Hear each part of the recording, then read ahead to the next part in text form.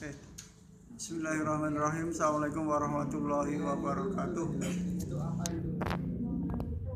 Dalam kesempatan siang hari ini akan saya jelaskan masalah ruang lingkup kelayakan bisnis.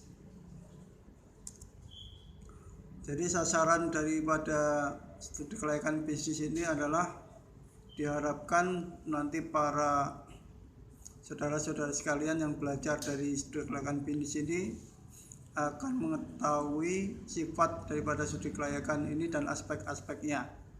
Kemudian yang kedua, tujuan daripada studi kelayakan itu sendiri.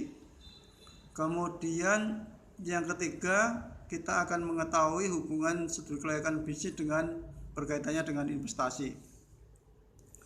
Pihak-pihak yang memerlukan studi kelayakan bisnis itu akan dibicarakan pada fase yang keempat nanti.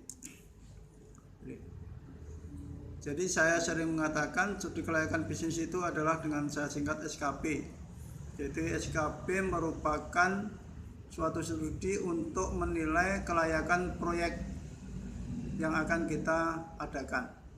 Kemudian penilaian yang dimaksud untuk memberikan rekomendasi apakah proyek yang bersangkutan layak atau tidak dijalankan.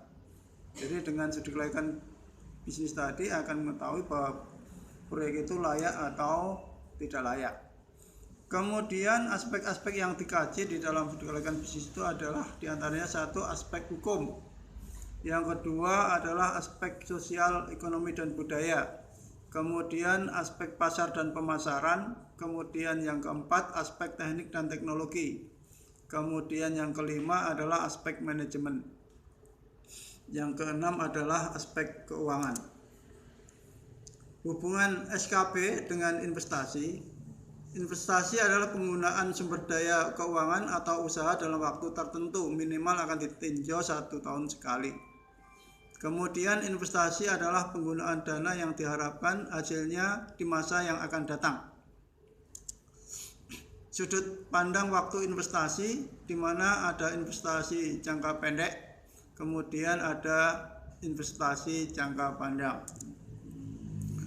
Karakteristik investasi, investasi yang tidak dapat diukur labanya.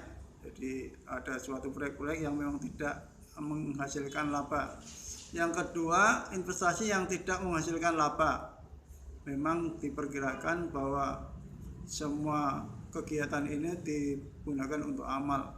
Kemudian yang ketiga, investasi yang dapat diukur labanya. Ya, yang ketiga inilah yang nanti akan kita bicarakan bagaimana cara menilai investasi yang dapat diukur labanya. Kemudian investasi yang dapat diukur labanya dipengaruhi oleh beberapa hal, diantara adalah jumlah dana. Semakin banyak dana yang kita gunakan, maka semakin banyak juga nanti perlengkapan dan hasil-hasil yang akan kita perhitungkan. Yang kedua, ketidakpastian estimasi.